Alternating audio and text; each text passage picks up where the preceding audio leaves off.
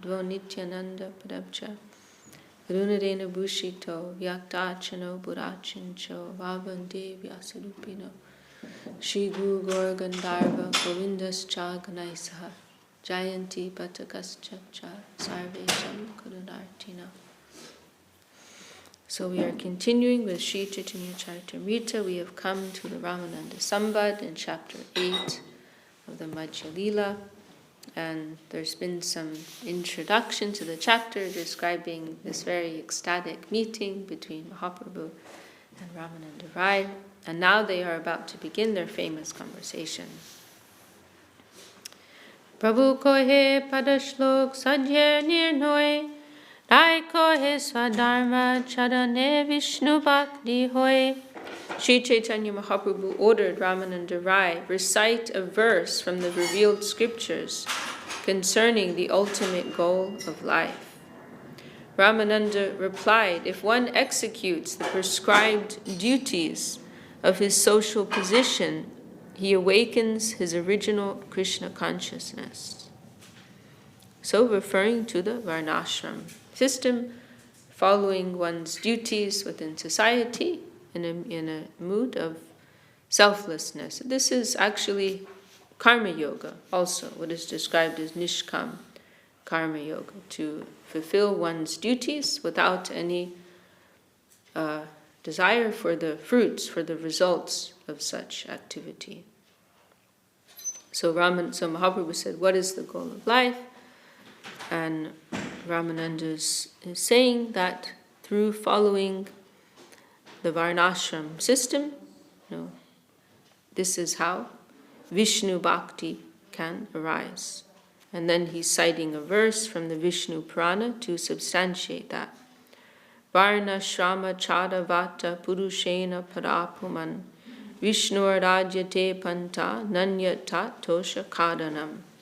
The Supreme Personality of Godhead, Lord Vishnu, is worshipped by the proper execution of prescribed duties in the system of Varna and Ashram.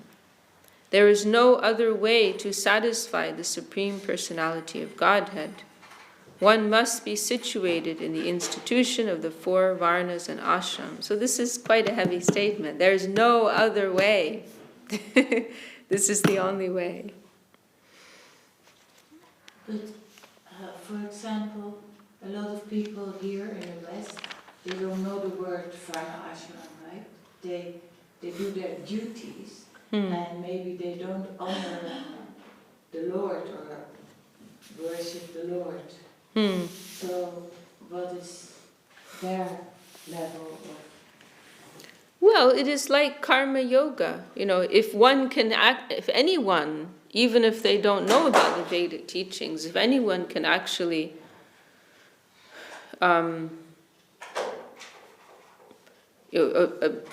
follow their duty within society, then they will experience some purification of heart. Of course, it's not exactly the same as the Varnashram system, because there is some. The Varnashram, it is also there's not a direct focus there, but still there's some type of vague consciousness of a supreme being. So it's a little bit better than doing it without any consciousness at all. But even if one is simply carrying out their duty in a spirit of selflessness, they will experience some purification as a result of that will bring them to a cleaner platform. Jai. So there's definitely, benefit to be gained. Not in the side of devotion, of course, but simply in clearing one's consciousness from the negative side, definitely some benefit is there. So this is the first level of realization that Ramananda Rai mentions.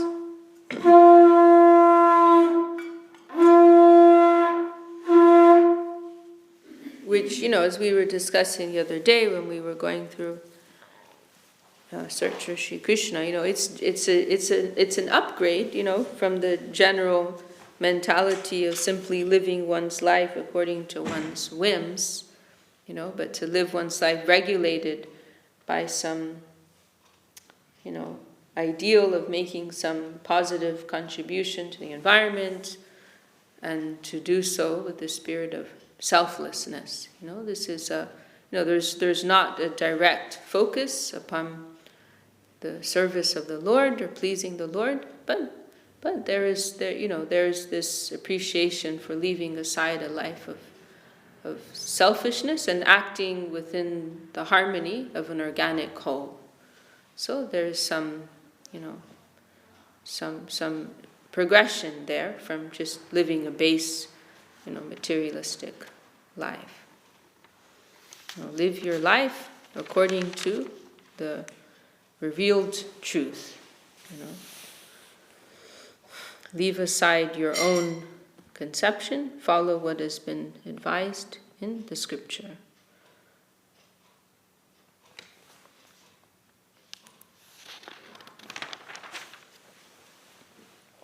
Prabhu kohe ho bhaja agena kahar, Rai kohe Krishne karmarpan sarva sadyasar. The Lord replied, "This is external. You had better tell me of some other means." Ramananda replied, "To offer the results of one's activities to Krishna is the essence of all perfection. So, rather than living in this vague consciousness of the Lord in the background of things and carrying out one's duty in a general way in society, try to directly connect what you are doing with the Lord and His interest."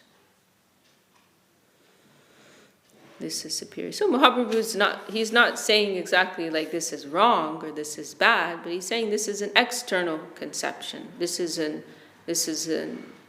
outer idea. I want to go to a deeper idea, to a finer conception.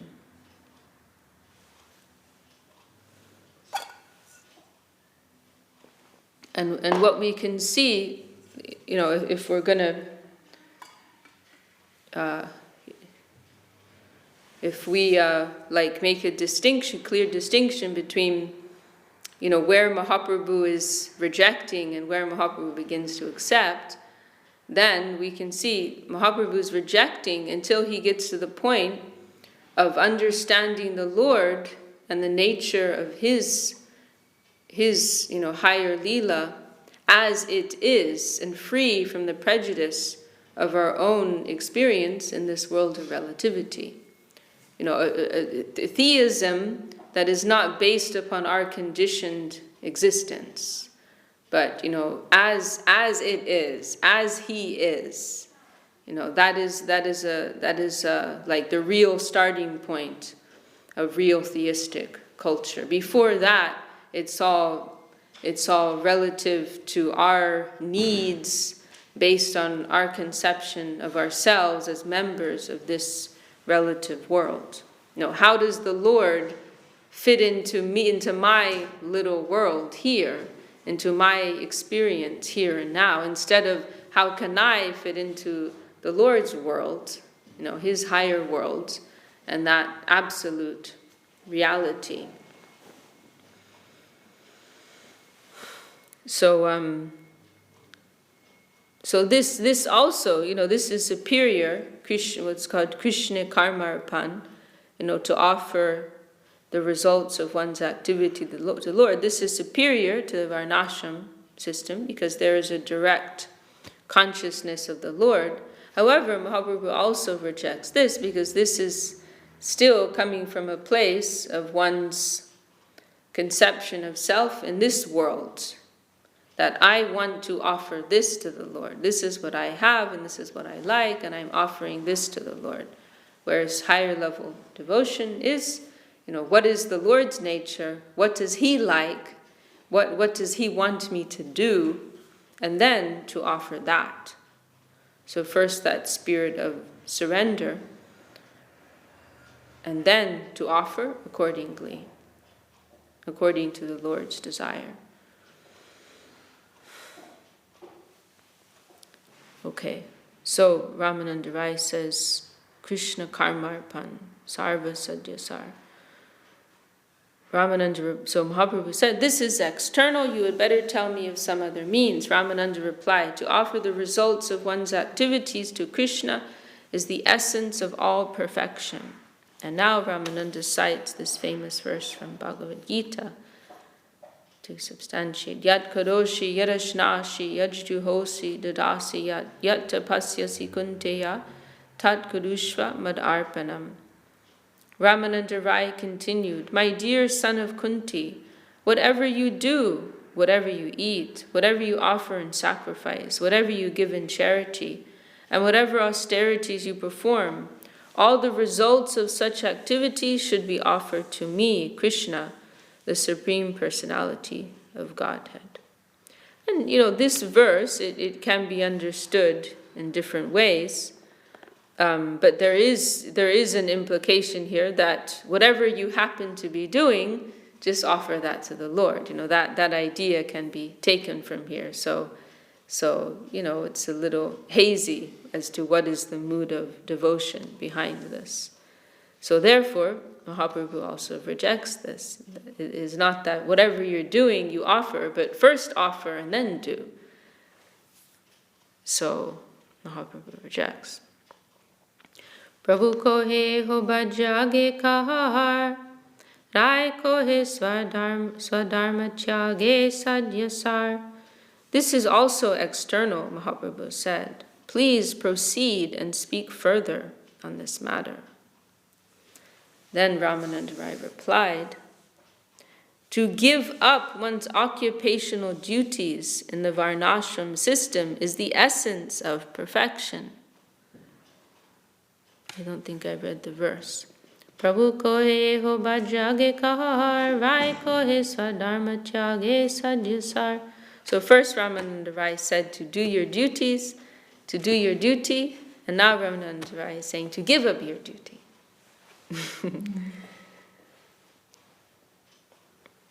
And to fully embrace, the Lord's will, to give up one's duty within this relative world, and to fully embrace the Lord and, His connection, His service. Agyayaivam gunandoshan mayadishtan apiswakan dharman santyajaya sarvan mambajet sacha satama. Ramananda Rai continued, occupational duties are described in the religious scriptures. So this is a verse from Bhagavatam, I think. Occupational duties are described in the religious scriptures.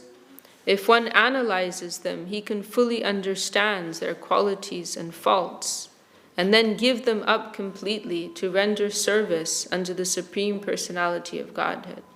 Such a person is considered a first-class man.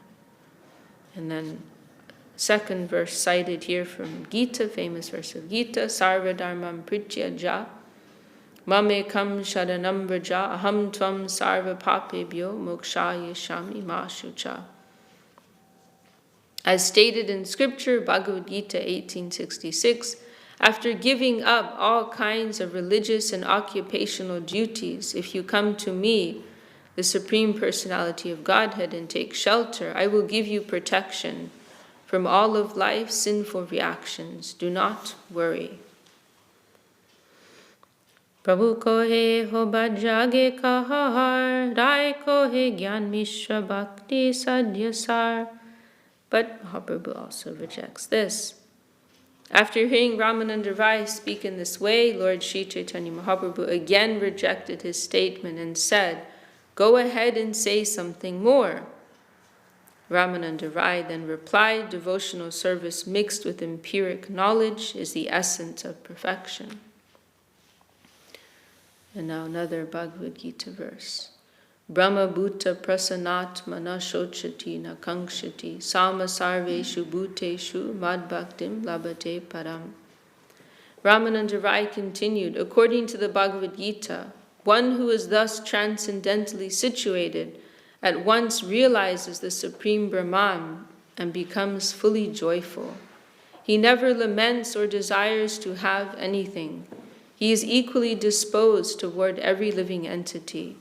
In that state he attains pure devotional service unto me.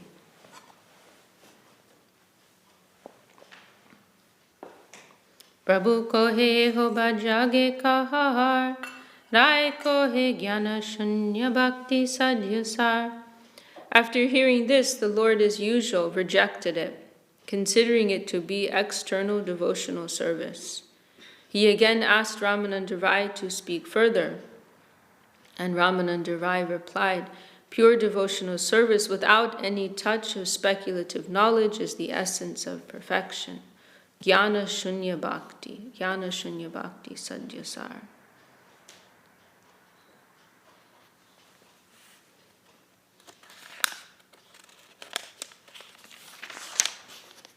And now we come to this famous verse of Srimad Bhagavatam. Yane prayasham udapasyana mante eva jivanti sanmukaritam bhavadiya vartam stane stita shutigatam tanuvan manobir ye prajaso jitajito piyasi taistrilokyam. Ramananda Rai continued, Lord Brahma said, and this is in Lord Brahma's prayers in Srimad Bhagavatam, my dear Lord, those devotees who have thrown away the impersonal conception of the absolute truth and have therefore abandoned discussing empiric philosophical truths should hear from self-realized devotees about your holy name, form, pastimes, and qualities. They should completely follow the principles of devotional service and remain free from illicit sex, gambling, intoxication, and animal slaughter. So this is an expanded translation. Surrendering themselves fully with body, words, and mind, they can live in any ashram or social status. Indeed, you are conquered by such persons, although you are always unconquerable. Prabhu kohe ho hoy age kahar, rai kohe prema bhakti sarva sadhyasar. At this point, the Lord replied, this is all right, but still you can speak more on the subject. Ramananda Rai then replied, ecstatic love for the Supreme Personality of Godhead is the essence of all perfection. So this is a very important verse for us. This verse Mahaprabhu has accepted as the starting point. Previous to this, Mahaprabhu is rejecting. This is external, this is external. But here Mahaprabhu says, eho hoy, yes, this is okay. We're getting somewhere now. But tell me more, tell me something more. So surrender, as I mentioned, all of these previous ideas, they are relative to one's existence within this mundane world. It is understanding the Lord on one's own terms, not on His terms. So here, in this verse, it is speaking of this surrendered approach, where you are embracing wholesale the Lord's interest and adjusting one's own self to fit within the Lord's interest in His higher plane amongst His associates. So there are many important things to remember here in this verse that we can discuss.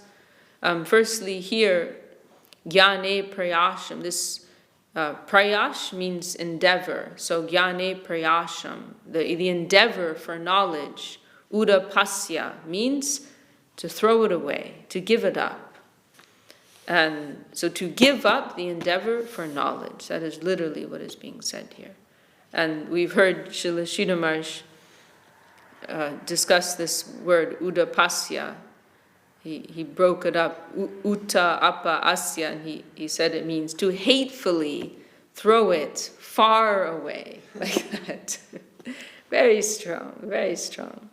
And so then what does it mean, the endeavor for knowledge? What does that actually mean? It has a broad range of connotation. We've heard Srila Sridhar Maharaj and Srila Gurudev discuss it in different ways. I remember once Gurudev was speaking about this verse, and he said, to forget every mundane idea that you have. Any idea that you've collected from this world, forget it, throw it away.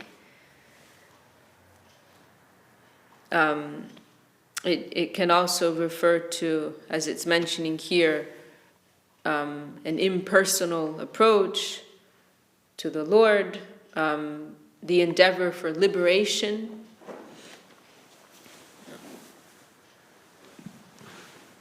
To endeavor for liberation, through the ascending process, through cultivation of knowledge. It can also refer to, within the practice of devotion, to have too much of a desire to know everything, to understand everything. Srila Sridhar Maharaj, he gives a very nice example. Like if a new employee wants all the keys right away, someone just joined yesterday and they want to have the keys to everything, then their boss is going to be a little suspicious about them, slow down a little bit, okay, let's see how you do, and gradually out of necessity, then we may start giving you some more keys. We're not just going to hand all the keys over to you right away. You need to earn that type of privilege. You have to prove yourself. So in the same way, why do you need to know everything? Our desire is not for that. Our desire is to serve.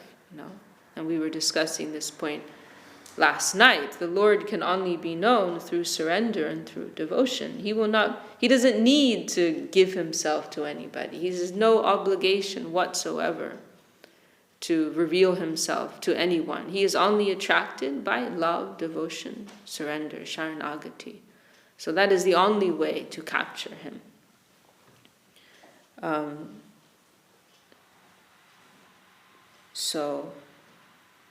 It is also used like that.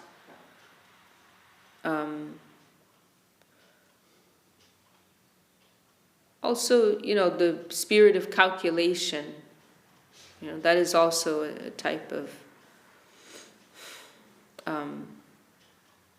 that also goes in the category of gyan. To have too much of a spirit of calculation in one's devotional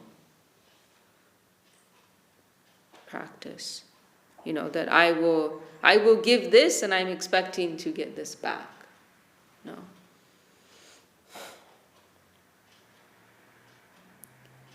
That, that's a tricky one. To be able, all risk and no gain, right? Srila Sridhar Maharaj talks about this. To be able to have that spirit of risk, if there is some service necessity, to give our everything without consideration of what consequences may be there. That is a difficult thing. And on the highest level of connotation, this gyan, it refers to consciousness of the Lord's divinity. And not that this is something we cultivate now, but this in terms of understanding the ideal, that is not what the goal is. To have perfect understanding of the Lord's divinity. Rather, the goal is simply engaging in a loving relationship of service with the Lord. So, it can also refer to the Vaikuntha mood of awe and reverence, where there is this great consciousness of the Lord's divinity.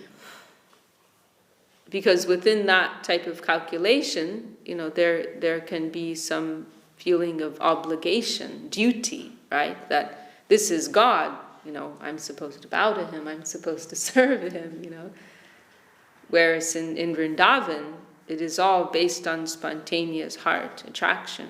And so this phrase, jnana shunya bhakti, knowledge-free devotion, in the highest connotation, it is describing the residents of Goloka Vrindavan, who are serving the Lord, free from any consciousness of his divinity. Their service and worship of him is based on their natural heart's attraction to his beauty and charm and love.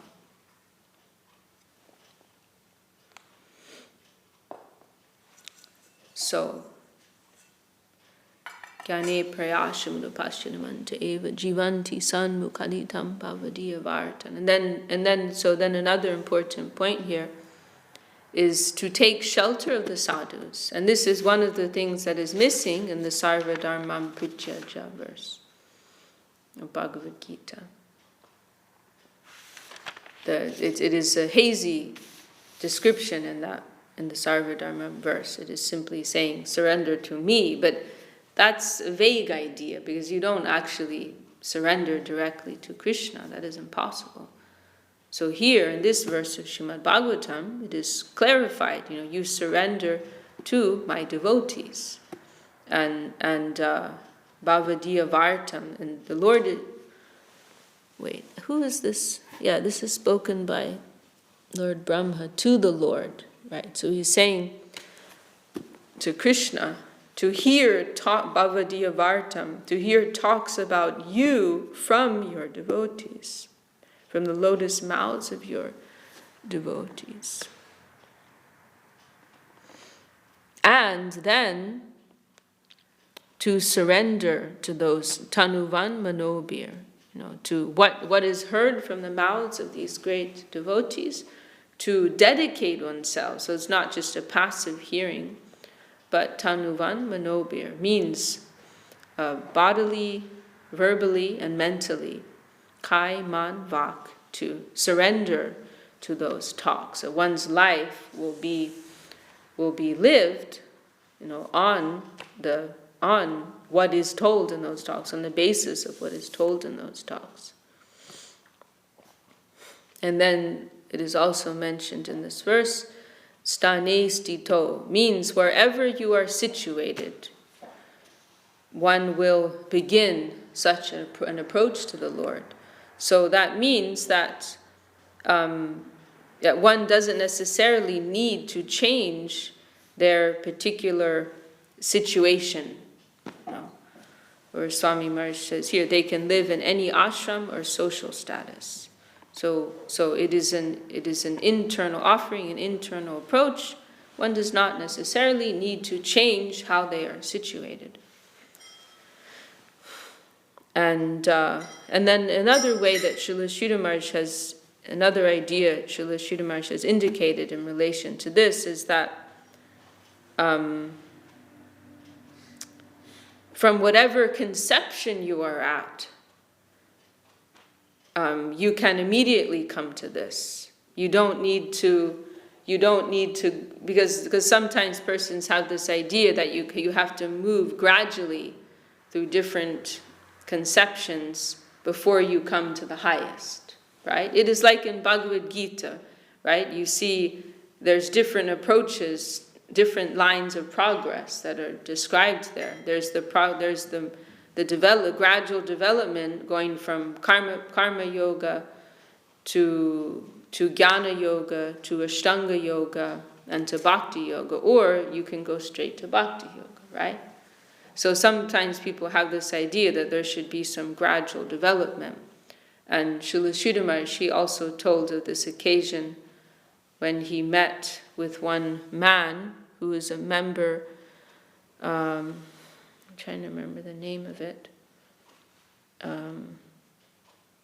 one of these kind of groups who have a little bit of everything in their teachings, but anyhow, he the leader of that group, he was trying. This was before Srila Sridhar Maharaj had joined the Gaudiya Math, and he was looking for a guru, and the leader of this organization was trying to bring Srila Sridhar Maharaj. And Srila Sridhar Maharaj was saying, Mahaprabhu's prema bhakti is the highest thing. I already know that. I'm looking for a guru who can help me on that path. And then that man told him, I agree with you. Mahaprabhu's Prema Bhakti, it is the highest thing. However, you cannot immediately go there. Otherwise, you'll get the wrong idea, you'll get mixed up. And he said, first you have to practice the abnegation of Buddha, then you have to cultivate the knowledge that has been given by Shankaracharya, and then, with that as your platform, then you can go to Mahaprabhu's conception. And Srila Sridhar Maharaj said, okay, but that's not what Mahaprabhu said. Mahaprabhu said, wherever you are, you can begin. Shravan, Kirtan. So we can also understand this in that way as well. That wherever you're situated, ideologically, doesn't matter, you can come. Make your approach. And then, Ajita Jita. Who is Ajita? The word Jita is referring to conquering. So an Ajita means unconquered. So Jita means conquered, and Ajita means unconquered. Or unconquerable. So, and we see Gurudev, he gave both of these names. We have in Australia, we have Jita Krishna, right? That means Krishna who has been conquered. So, which is really the best, because that means, Krishna who's been conquered by his devotees, right? But then Gurudev also gave the name Ajita Krishna. So these are two conceptions of Krishna. So, Krishna who is unconquerable and Krishna who is conquered by his devotees. So here, this verse is concluding, saying, Ye prajaso jita jito piyasi taisha. That unconquerable Lord, who is the Lord of the three worlds, he will be conquered by such a person.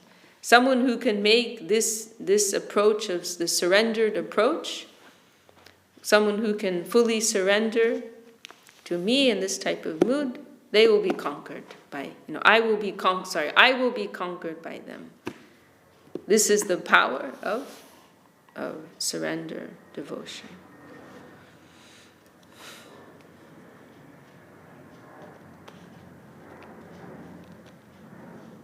It is really like a paradoxical thing, that if one can fully come to that point of being able to fully surrender, give themselves to the Lord, then the Lord will come under their control.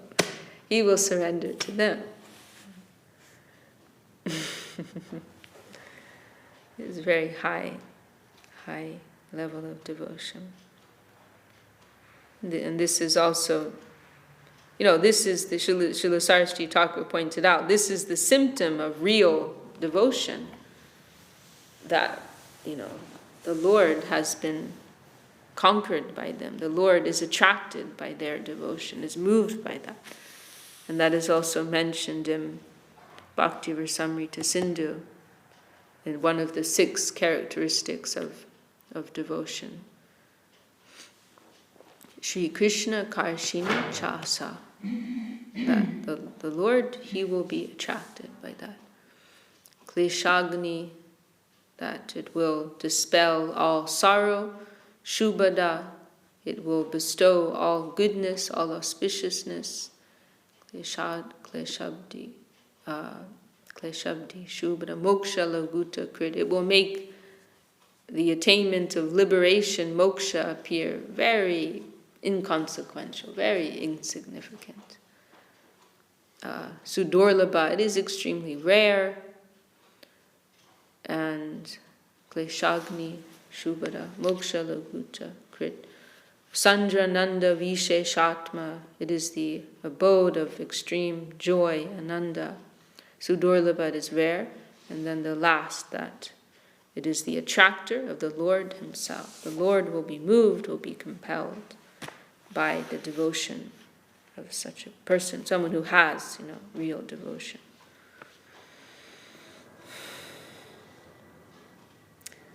Prabhu ko, so Mahaprabhu is saying, yes, I accept this. So this is described, this mood of surrender, it is described as the platform. On this platform, everything in Goloka Vrindavan is taking place. And now, so this is like the basis, and now there's going to be some development on this basis, on this foundation. Well, I think we can stop there. I think it's a good place to stop. Is that okay? We stop there. Vishakha. Yes, Tiri. Like what you say, the Lord who is unconquerable is conquered by the love and the dedication of the devotees. But that is the highest position of the devotee, right? Yes. But we hear also Gurudev saying like, the devotee can feel, is Krishna very far away from him or her, or is Krishna near? Like, in which category is that falls down? I'm not following you exactly. Okay, there are certain levels of approaching the Lord in the practice of Krishna consciousness for the devotee. So, what you were saying, like that the Lord is coming so near, like the unconquerable Lord coming so near. Sometimes we say in the fist of the devotee. So, but Gurudev also saying, like we will, like we can feel if the Lord is very far away from us, or we feel the Lord is near. And then he's saying about the percentage, the percentage of dedication or devotion, 5% or 10%, 50%. So there is some gradation in this, right? How we can feel that the Lord is far away or is nearing us. I mean, what the point here more is that was like the Lord will be controlled by the love of his devotee. So, I mean, that's like a very, that's a very high level of devotion.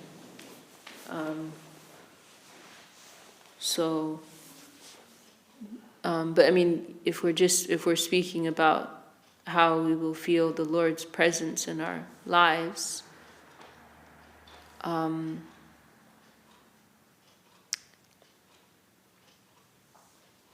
suppose I don't really understand.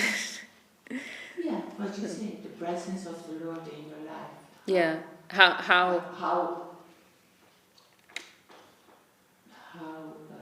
strong that is, or how far that it's away. Maybe some don't feel it, some feel it sometimes. So then what is the question? Yeah. What is the question? So there is so much gradation, right? Yes. In this, that is the question actually. But you're making a point. No, the question is, can you speak a little bit about this gradation in this approach of the Lord towards the devotee? How will we feel the Lord's presence in our lives? Yeah. Is that what you're saying? I mean,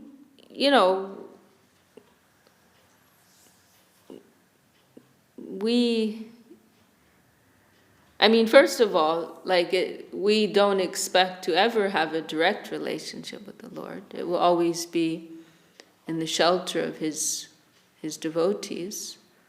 That's something that will always be consistent, no matter what level of progress. We will feel that connection and grace coming through the hearts of the devotees. I mean, the safest way to measure that at present is to observe how much enthusiasm we have to continue with our service life, right? In sadhu sangha, how much enthusiasm we have for service, for the association of the Vaishnavas, the devotional practices, Shravan Kirtan.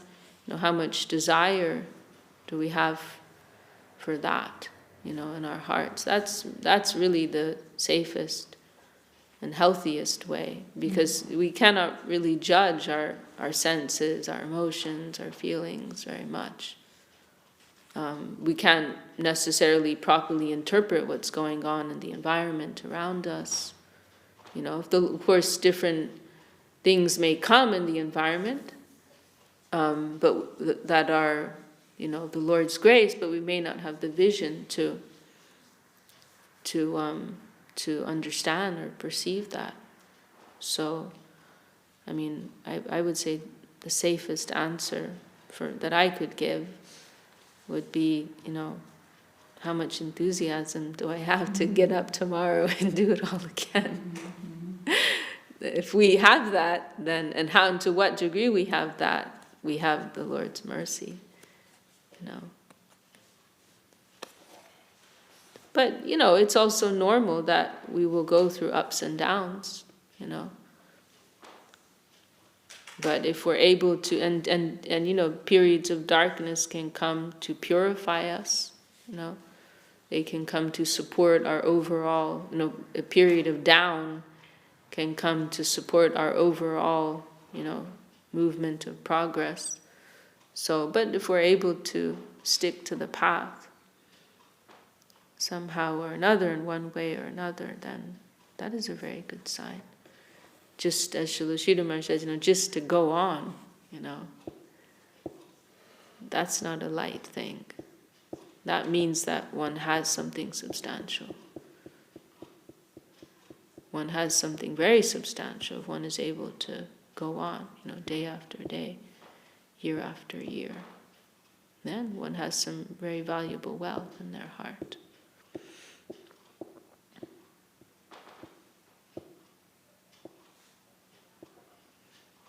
Yeah, maybe this could be discussed in greater detail, but that's as much as I could say on the subject that I'm qualified to say. It's not easy because in Saranagati you have to feel very low, but also you have to feel the guardianship of the Lord, so you have to be in between there, knowing what's going on. Well, we don't want any have-tos here. These feelings should be, naturally and gradually. We shouldn't feel like, I need to feel very low right now. That's going to be a little artificial. But it will be a natural. You already have the natural feeling of humility. But just to clarify, we want healthy, natural progress. As our appreciation for the mercy of the Lord and the devotees increases, then correspondingly our feelings of humility will increase. Humility is Srila Sridhar Maharaj gives that wonderful definition that humility is the outcome of proximity to greatness, right? So as our feeling for the Lord's presence in our life, the devotee's presence in our life, as that increases, then as an outcome of that, humility will intensify. Srila Sridhar Maharaj, he in Prapana Jivanamrita, he gives that wonderful introductory verse where he describes that feeling, how like having the darshan of the Lord's magnanimity, then that is intensifying the devotee's feeling of helplessness and lowliness, perceiving the Lord's, mercy and greatness and beauty and so on, then, next to that, we're feeling very, very small. And that's actually intensifying the desire to take shelter and to, feeling of dependency upon the Lord's guardianship and protection and all these things.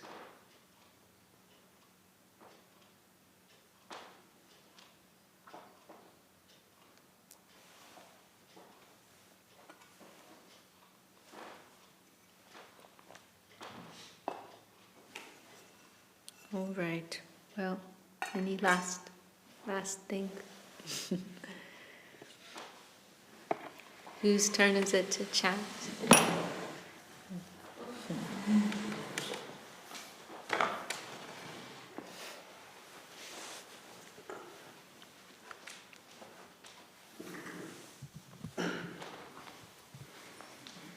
Hariharaya Nama Krishna Yadavaya Namaha. Hariharaya Nama Krishna Yadavaya Namaha. Yadavaya Madhavaya Keshavaya Namaha. Yadavaya Madhavaya Keshavaya Namaha. Gopal Govinda Ram Shri Madhusudana. Gopala Govinda Ram Shri Madhusudana. Giridhari Gopinath